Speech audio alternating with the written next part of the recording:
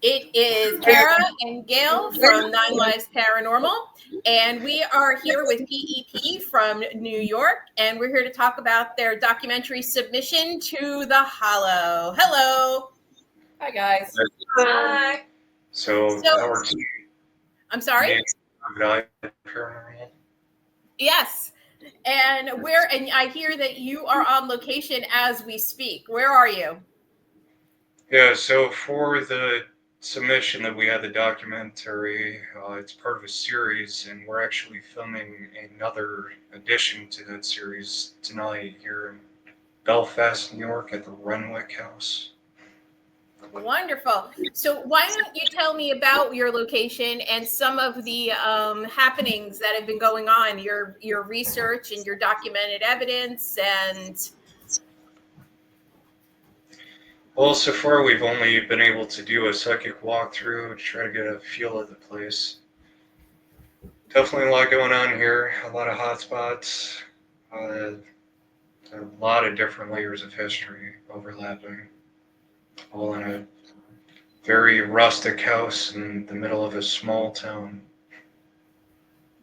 I know that you went into a lot of the history for the in the documentary when you interviewed the people that were there. However, people that can't make it to the Hollow, what's some of the history?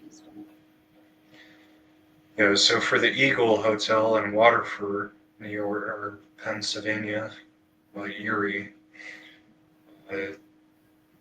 it's actually on the site of Fort LaBeouf. It was a very active fort as part of the Civil War, I think, Revolutionary War. I believe it was revolutionary. Might have been.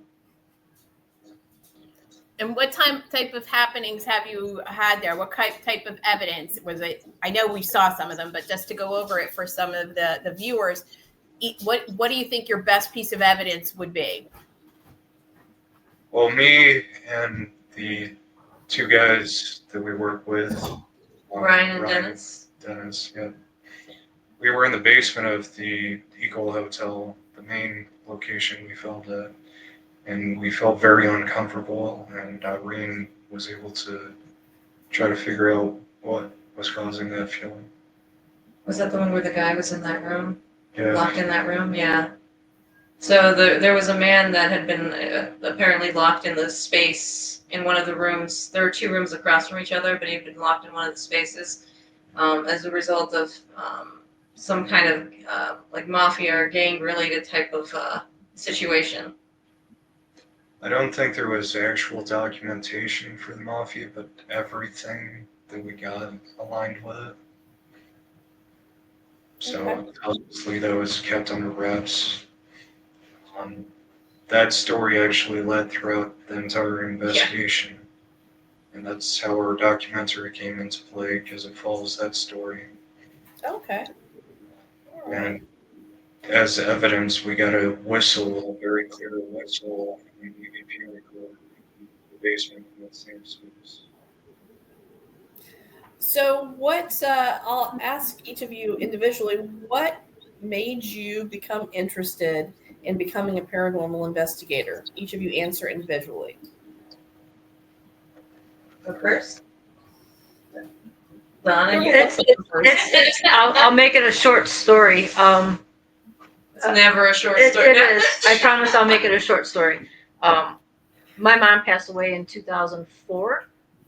And I always, the look on her face when she passed, I was always searching to see if, and I know this sounds silly, if she was okay.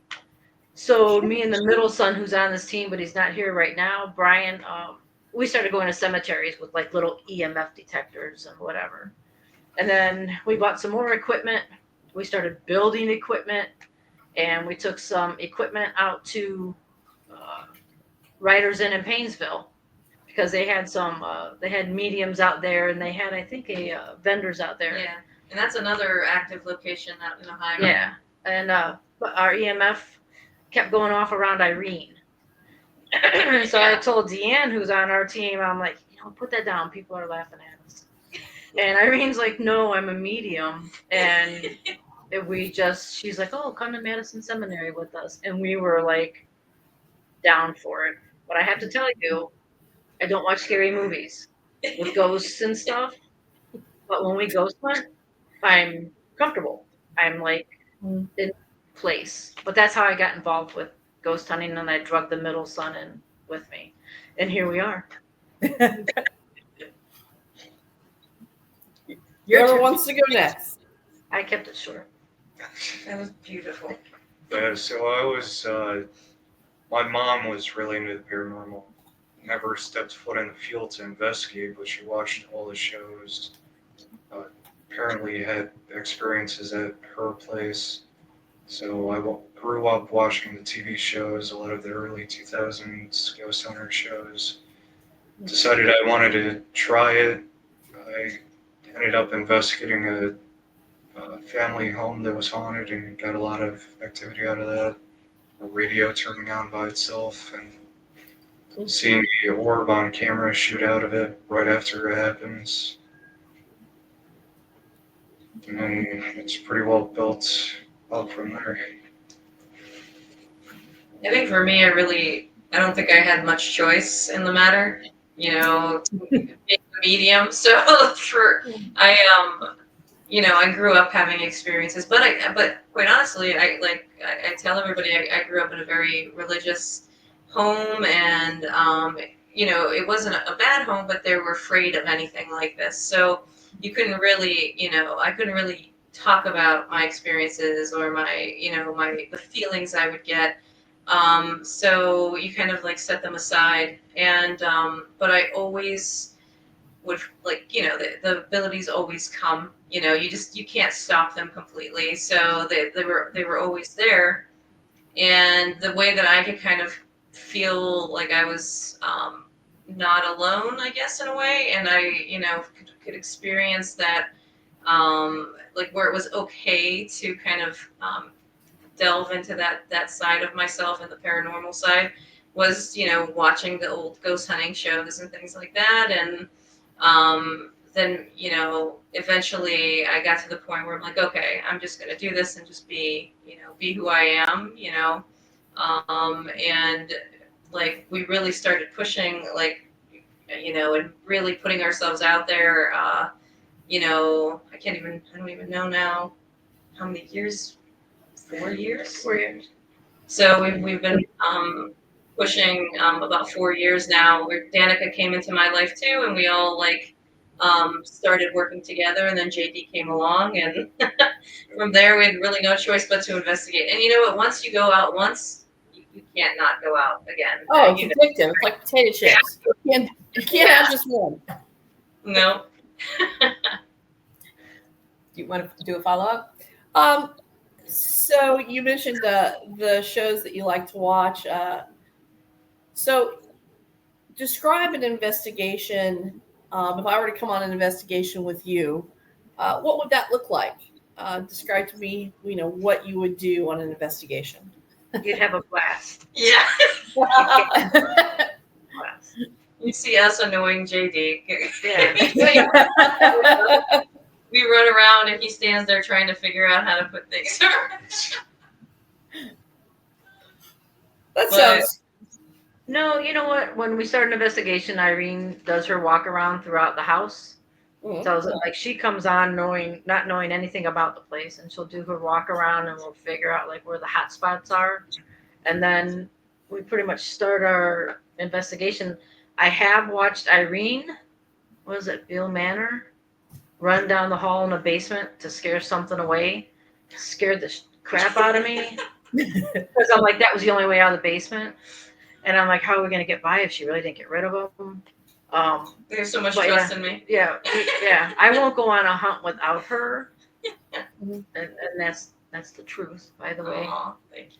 Because I feel safer with her, and I don't know why. But anyways, that's pretty much like, and it's all about like discovering, And we just want to we want to enjoy our time.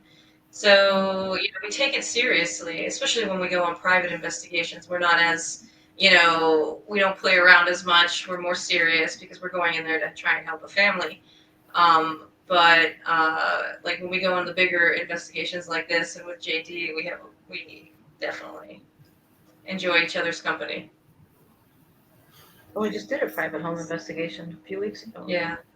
So those are the ones that we can't film, put up on as a documentary really. So, but that's the other side of it. And when we go to a private home or business, we go in there in the same way. I'll do a walkthrough, and sometimes we'll investigate along with the walkthrough. Mhm. So we'll do that. It depends on sometimes it really is paranormal like investigation where there is activity in the home, and sometimes it's connected to the actual individuals, the family in the home, and sometimes we don't even have to go as far, even though we still will like to investigate.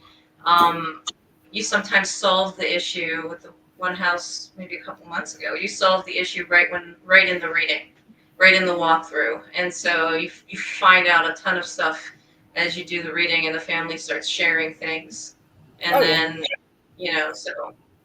But those we take a little more seriously. But when it comes to like the bigger spaces and the not private investigations, we're a little bit more laid back, and we try to have fun and enjoy each other's company. So Danica likes to scare me unintentionally all the time. Today on the walkthrough, she somehow managed to get from one side of the basement to the other. I turned it. She reported. Yeah, she reported. So tell me, what's your favorite piece of equipment? What's your go-to piece of equipment? Mine personally, and I know this sounds silly, your basic flashlight. I bring those out on almost all of them. Yeah. And we'll bring the equipment we make and we'll try to test it out here because I can no longer test it in my home. For Irene. For your experiences? For my experiences, yeah. So mine is a basic flashlight. When all else fails, the flashlight comes through. Tell me a little bit about the equipment that you make. What kind of equipment? So we make the music boxes where it winds on top. We make Annabelle dolls where the eyes light up when you get close to the arms. You don't even have to touch the arms. We make touch pods. We make mystery machines that a motion sensor so that when something crosses in front of it, it plays a Scooby-Doo. Oh, that's great. Awesome. Yeah. We make Beetlejuice coffins where it plays the Beetlejuice theme when the motion sensor when it walks. Very cool. You have the proximity or the REM that you guys make. That is the coffin as well. Oh yeah, we have an EMC electromagnetic coffin that we make, and it has 4 lights on top, with an antenna, and we just started making them again because we thought it was a good idea to sell stuff on Etsy. Yeah, we had so much equipment, and we sold it all. So that's now fantastic. we're back to building up our stock, and then we have an event in Gettysburg. Yeah, the Parajam that's coming up. The Parajam, and then whatever doesn't sell there, we'll fill up Etsy again. Okay, so people can look for you on Etsy, and then any like events like Paracons you're at. Yes, and but we're under the name BAM Paranormal for Brian and Tom. Can you spell it? Yep, BAM. Paranormal Seekers. Cool. Great. Wonderful. Yeah. Thank you very much for letting us put that plug in. Oh no, we're gonna put it up on our little intro. We're gonna put it up there too. Give your link, for sure. Thank you. Go ahead. So I actually the question just popped right out of my head. I want to ask you the actual run-of-the-mill question. What is your favorite location and why? Oh man, I'm gonna say Madison. Madison was our first investigation. We've been there a few times, and it probably had the most activity.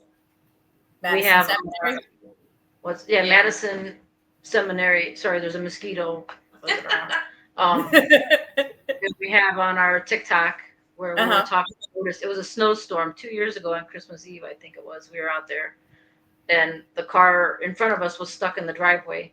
And so my son is saying, "All right, Otis, if you don't talk to us, there's a snowstorm out there. We're gonna leave." So we get in the car. Mind you, the tow truck's trying to get the car in front of us out, and the youngest son is playing his recorder, and we heard, "Leave right now," and we're like, "Oh my God!" I wanted to slam on the gas and like get the heck out of there. But yeah, that Madison by far is probably That's where we had the doppelganger experience. yes. So that's also investigating, where we were going down a set of stairs, and We just left that room with the money. Yeah. Money on the dressers. We were in a line going down, so there were people in the front, people in the back, and we heard my voice, and it sounded like somebody was playing back something that was happening in the previous room, and so I turned to I think it was, I forget who was next to me. One was definitely Danica, but somebody else was beside me, and I look and I say, I hate the sound of my voice on a recording. And then when we get down to the bottom of the stairs, we asked them if they were playing things back, and they heard me, and they thought it was me talking in the front, and we thought they were playing back a recording in the back, but I didn't say a word. It was a comment that she made up in that room with that girl and all the money on the counter. She made a comment, and the girl repeated it, wanted us to come back up. Because I thought she had a recorder, she thought we had the recorder, and we were like, we're not going back. I mean, it's like, you're not going back up there. Wow. We had a similar experience with Kara's voice. And we got it on film, and you hear someone in Kara's voice say a few words, but Kara was upstairs, and when you have her on camera upstairs at the same time. So it was interesting. That is very interesting when that happens. Yeah, it's creepy. Definitely creepy for sure. It's definitely creepy. And, it was like, and I'm sitting there like watching the film back because we were doing an investigation and we heard a loud bang. So the team all went from the basement upstairs to investigate the bang, but we left the equipment running downstairs. And you hear clear as a bell, you hear my voice say shit, I curse. And then, but at the same time, you're hearing me upstairs through like it having a completely different conversation through the vent. You hear me laughing every once in a while or whatever. And then you hear me again say, and I don't know why, I think I said, no Peter Rocket or something like that. But at the same time, you could hear you hear everybody upstairs, but you hear my voice clear as a bell in the basement. It was the most bizarre thing, and I was like, I don't know if this is a good omen or not. I'm like, I don't know if this is good evidence, or I should really just go bless myself right now. I'm like, I'm not sure how to process, But go ahead. Oh, go ahead. Yeah, his own space too. Oh, yeah, I'm sorry. Go ahead, JD, your place. So there's a poorhouse here next door in Angelica. Mm-hmm. And that place has very clear spirit communication. I've caught very clear EVPs. I've seen apparitions. I've gotten an apparition on camera. I don't have access to the place anymore, but I've filmed a documentary there. And that's on our YouTube, on our Neppy. Very clear. I'm sorry, not to interrupt. Can you give us your YouTube so everyone can access that? Yeah, New Era Paranormal is the account name, the tag. So there's a piece of my hair on JD's knee. Look at that. Look at that. You're shedding in real time. So what's on your bucket list? What place would you guys love to go to but haven't gotten a chance? We're going to take you to Madison. Yeah. Aww. I don't know. I'd like to go down to that. Oh my God, I can't. The place left It's in, I think, West Virginia. It's like an asylum. It's huge. Penitentiary. Oh, is it Pala? Trans-Allegheny? Is that the one? Yeah, yeah. Yeah. That's on my bucket list. Trans-Allegheny's a good one. Mm-hmm. Yeah. Definitely. I still like. I know this is kind of more of a cliche anymore, but I still want to go to the Winchester Mansion. Yeah. Like, I still want to go there and investigate. It just not even for just the paranormal, but I love just the story behind it and the architecture. I just want to see it for myself. How crazy like her builds were and everything. So. I would like to Yeah. Oh, I go think like that would be amazing. Oh wow. vast That's like the start of a ruins. horror movie, though. Like paranormal investigators investigate the Mayan ruins. Well, I've always been into history, so Yeah. that's a very historic site. It'd be like a Blair Witch thing. We're all there investigating. The only thing left is the camera, and they Oh, find yeah. it later. I'm not going. It'll be Dawn with her nose running at the very end. So, which do you like better doing? I don't want to use the word public, but do you like doing personal home investigations or reportedly haunted locations that are more publicized better? Which one do you prefer? I also haven't done a private investigation. Yeah, you haven't joined us for one of those. You've got to. It'd be nice. I kind of prefer the private. I think, like, I agree. Like, they both have the things that we enjoy, Yeah. right? But the private, we're actually making a difference. We feel like we're helping people. So for me, I think, and they're almost like our experiences there are different. Yeah, and we did one in Maumee. What was it, a year and a half ago? Where a former student of mine, I used to teach nursing. She's like, my sister-in-law is having issues in a place that she rents. Irene fixes people because this girl was able to break her lease and move out. Wow. Tell people when I refer them to Irene, she's gonna fix you. But remember, it's not me. Yeah, we were out there. I don't know if we spent the night, but the girl had heard enough, and it made all the sense to her of what was going on that she was able to break her lease and move out because she had 2 young kids. Yeah. Yeah. Yeah. That was, like, that was one of the, because, I'm very, very careful to say anything is a demonic situation or a really dark, dangerous situation. It's very rare.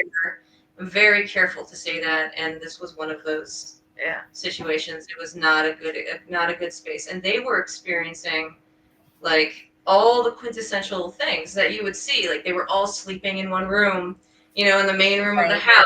They were having the pounding, like they were experiencing, kind of almost like, it was almost like textbook, but we experienced it when we were there. So the smells, we were able to debunk a couple things in terms of like where their like HVAC system was located and EMF, like the EMFs that were coming off of that system. But all of the other things, there was no way we could. I couldn't. There was no way it was anything else for us in that. And then they had like, they had other things, like other pieces of information that when that compiled with what we experienced in our investigation in the house, that we couldn't. Yeah. Well, like their cat chewed up a mouse and laid it on and made it look like a pentagram. Jeez. No, Oh my God. It was the demon, the shape of the demon. Oh yeah. So their cat would bring mice, and then the one time she came home and it had left the pieces on the front.